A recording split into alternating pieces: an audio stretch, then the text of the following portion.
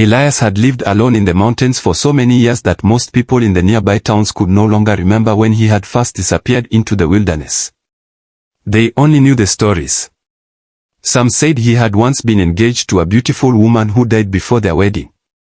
Others claimed he had fought in distant lands and returned carrying invisible scars. No one knew the truth because Elias never spoke about his past.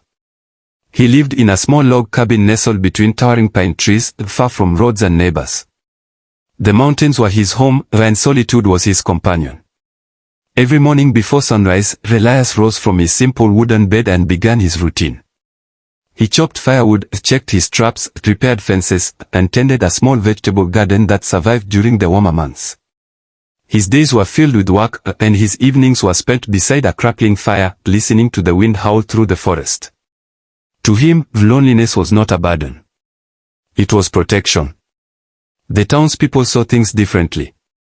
Whenever Elias came down from the mountains to trade furs, purchase supplies, or sell timber, he attracted attention. He was tall and broad-shouldered, with weathered features and sharp blue eyes that seemed to have witnessed more than they would ever reveal. Women often noticed him immediately. Over the years, many had tried to win his affection. One young woman baked him pies and left them at the trading post whenever she heard he was coming. Another offered to help maintain his cabin and garden. A widow from a neighboring valley openly declared that she would gladly share his mountain life. Elias treated each of them with kindness. But he always said no. His refusals were never cruel. He simply smiled politely and explained that he preferred living alone. At first, people assumed he would eventually change his mind. Years passed. Nothing changed. As time went on, his reputation grew. He became known as the mountain man who turned away every maiden. Mothers warned their daughters not to waste their hopes on him. Friends dared one another to try succeeding where others had failed. Nobody succeeded. One autumn afternoon, Elias finished trading supplies and prepared to leave town when a cheerful young woman approached him near the general store. "You know," she said with a smile, "half the unmarried women in town think they can change your mind." Elias chuckled softly. They should save themselves the trouble. And why is that? He adjusted the sack resting on his shoulder. Because my mind is already made up. The woman folded her arms. Don't you ever get lonely? For a brief moment, something flickered across his face. A memory. A wound. Then it vanished. No, he replied quietly. Without another word, he walked toward his horse and rode back into the mountains. The truth was more complicated. Sometimes loneliness visited him during long winter nights. Sometimes he stared into the fire and remembered laughter that no longer existed. Sometimes he imagined what life might have been if certain events had unfolded differently. But those thoughts never lasted long. He always buried them beneath work and routine. Winter arrived early that year. Heavy snow blanketed the valleys and buried mountain trails beneath thick drifts. The world became silent except for the whisper of wind through frozen trees. One evening, dark clouds gathered overhead. A powerful storm rolled across the mountains. Snow fell heavily, reducing visibility to almost nothing. Fierce gusts rattled Elias's cabin windows and shook the roof. Inside, he sat near the fireplace reading an old book. The storm worsened. Hours passed. Then he heard something unexpected. A knock. Elias frowned. Nobody traveled through the mountains during weather like this. The knock came again. Louder this time. Setting the book aside, he rose and walked toward the door. When he opened it, icy wind rushed inside. Standing on the porch was a young woman wrapped in a snow-covered coat. Her cheeks were red from the cold. Snowflakes clung to her dark hair. For a moment neither spoke. Then she offered a tired smile. "I'm sorry to bother you." Elias stared at her in surprise. Few people even knew where his cabin was located. The woman shivered violently. "My horse threw a shoe several miles back. I tried reaching the valley before the storm got worse." A powerful gust nearly knocked her sideways. "I don't suppose you'd let me stay until morning?" Elias glanced toward the raging blizzard behind her. Leaving her outside wasn't an option. He stepped aside. "Come in." The woman entered quickly, bringing a swirl of snow with her. As she moved closer to the fire, warmth slowly returned to her face. Elias handed her a blanket. "Thank you," she said sincerely.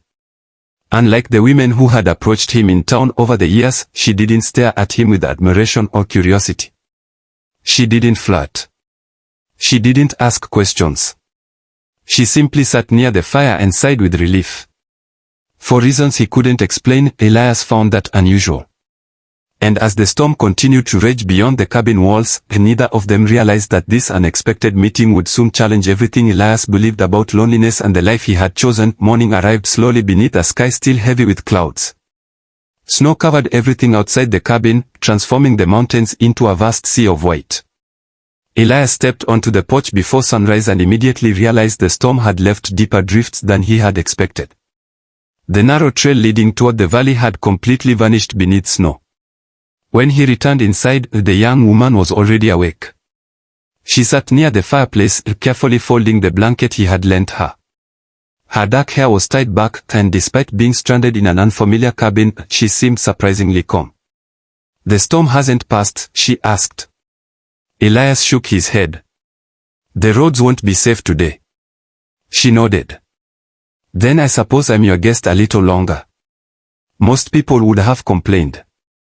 Most would have worried endlessly about reaching town. She did neither. Instead, she offered to help with breakfast. Elias expected her to grow tired of mountain life within a few hours. The work was hard, the surroundings isolated, and the comforts of town were far away. Yet throughout the day she moved through the cabin naturally, helping whenever she could. When he carried wood inside, she stacked it neatly beside the fireplace. When he repaired a damaged shelf, she handed him tools. When he cooked stew over the fire, she quietly chopped vegetables. Her presence should have irritated him. Instead, it felt strangely comfortable. By evening they sat across from one another near the flames. The wind continued to howl outside, rattling the windows. For a while neither spoke.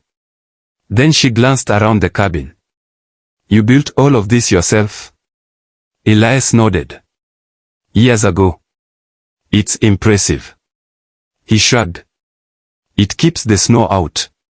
She laughed softly. The sound filled the room. Elias couldn't remember the last time laughter had echoed inside those walls. "My name is Clara," she said after a moment.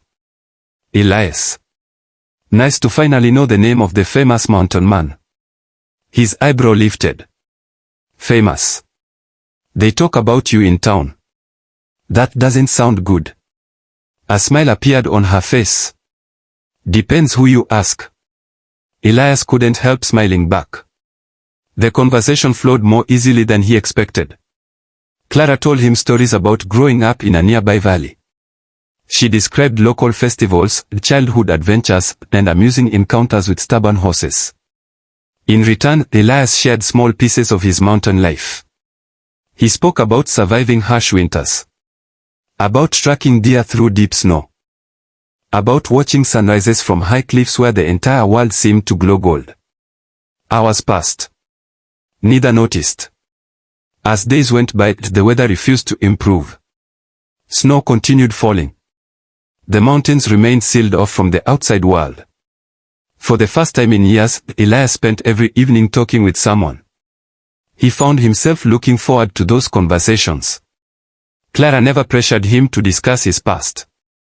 She never asked why he lived alone. She simply listened. That simple kindness slowly weakened walls he had spent years building. One evening they stood outside watching the sunset. The storm had finally begun to fade. Golden light stretched across the snow-covered peaks. The mountains looked peaceful again. Clara gazed toward the distant valley. "It'll probably be safe to leave soon." The words struck Elias harder than he expected. He remained silent. For several moments neither spoke. Then Clara looked at him. "Will you miss having company?" Elias stared toward the horizon. A few weeks earlier, answering would have been easy. Now it wasn't. Because for the first time in many years, the thought of being alone again didn't bring comfort. It brought disappointment. And that realization unsettled him far more than any winter storm ever could. The next morning dawned bright and clear. For the first time in days, the mountain stood beneath an open blue sky. Sunlight sparkled across the snow, and the trail leading toward the valley had begun to reappear beneath the melting drifts. Clara stood beside her horse outside the cabin. Her saddlebags were packed. The moment Elias had quietly hoped would not come had finally arrived. Neither seemed eager to speak. The silence between them felt heavier than the snowstorm that had brought them together. Clara adjusted the strap on her saddle and glanced toward him.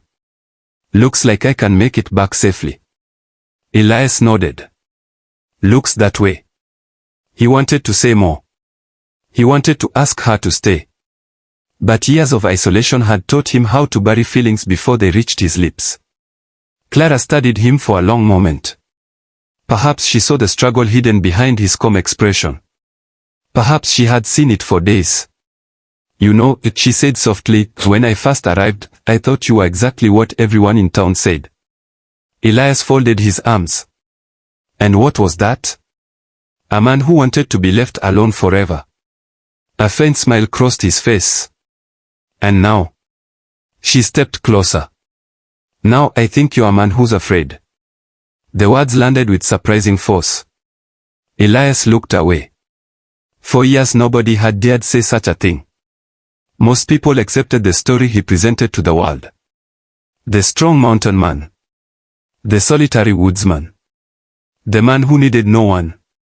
Clara had seen beyond that. For several moments neither spoke. The breeze moved gently through the trees surrounding the cabin. Finally Elias exhaled. "Maybe you're right." Clara's expression softened. Being alone isn't the same as being free. He stared toward the distant peaks. Old memories surfaced. Faces he had lost. Dreams he had buried. Promises that had ended in grief. For so long he had convinced himself that avoiding love would protect him from pain. But standing there, watching Clara prepare to leave, he realized something important. Loneliness carried its own kind of pain. A quieter pain. A slower pain. One that lasted far longer. Clara placed a hand on his arm. "I didn't come here looking for anything." Elias met her eyes. "I know. But somewhere along the way, I started caring about you." His heart pounded. The honesty in her voice left no room for misunderstanding.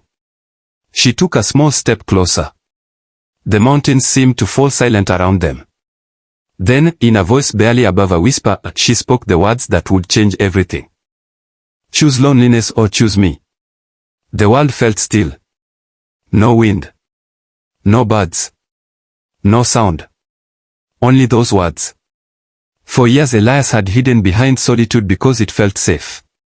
Yet safety had cost him countless chances to truly live. He looked at Clara. Not as a visitor. Not as a guest. But as someone who had walked through every wall he had built around his heart. Someone who had asked for nothing except honesty. The choice suddenly became clear. A slow smile appeared on his face. Then another emotion followed.